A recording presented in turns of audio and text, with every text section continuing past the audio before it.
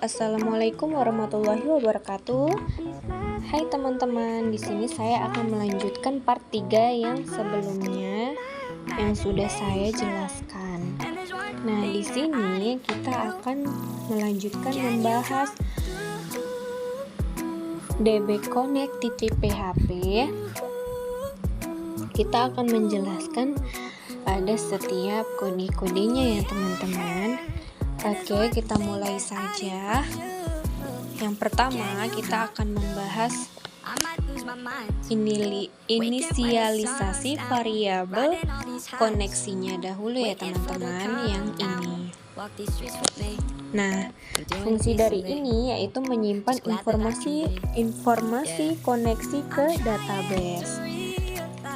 Lalu, kalau yang ini teman-teman, itu lokasi server database biasanya localhost jika database berada di server yang sama. Nah, lalu yang DB name, yang ini nama databasenya yang akan digunakan, yaitu nama database yang di part 1 yang sudah kita buat ya teman-teman.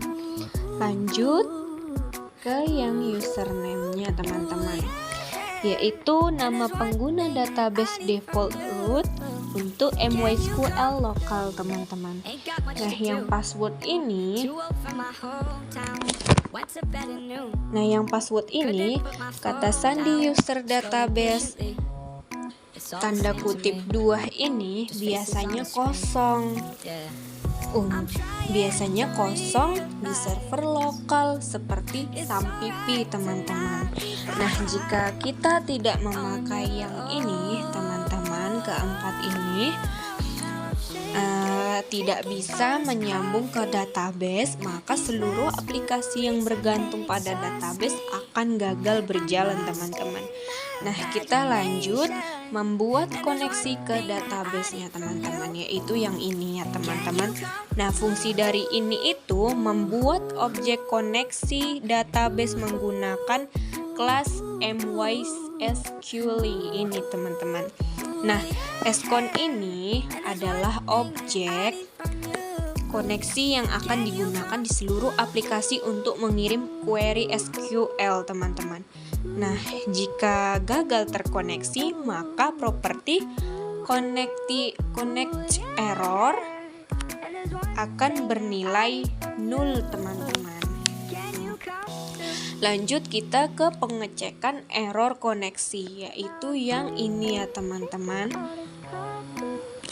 Nah, fungsi dari kode ini mengecek apakah koneksi gagal. Jika iya, maka program berhenti dengan menampilkan pesan error teman-teman. Nah, kalau di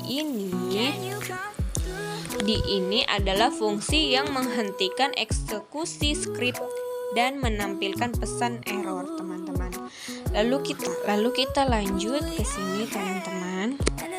Nah, fungsi dari kode ini menangani exception atau error fatal yang tidak ditangani oleh pengecekan manual.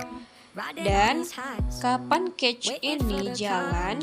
Jika ada error selain koneksi atau MySQL tidak dilemparkan sebagai exception secara default. Jadi bagian ini aman untuk masa depan teman-teman. Dan getMessage ini digunakan untuk menampilkan pesan error dari exception. Nah, fungsi dari file DB Connect ini ialah membuat koneksi ke database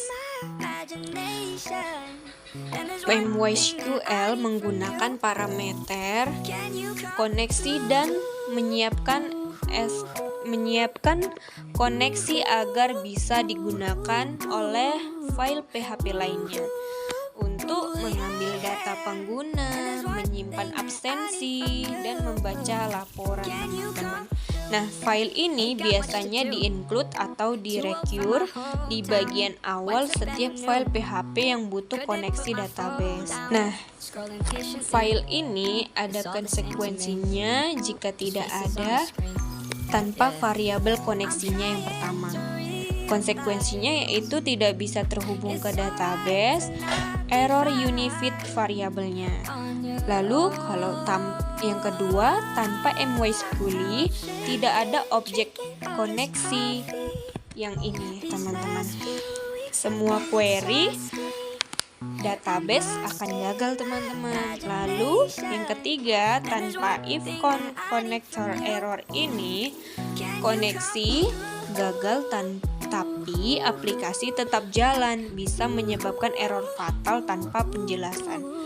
Lalu tanpa three cats ini, konsekuensinya yaitu tidak ada fallback.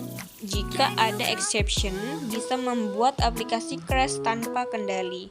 Jadi tanpa seluruh file ini, konsekuensinya yaitu seluruh sistem yang membutuhkan data dari database tidak bisa digunakan sama sekali teman-teman. Jadi ini saja penjelasan dari DB Connect-nya teman-teman. Lebih dan kurangnya saya mohon maaf. Saya akan lanjutkan file-file yang belum saya jelaskan di video selanjutnya ya. Saya tutup, wabillahi taufik walhidayah. Assalamualaikum warahmatullahi wabarakatuh.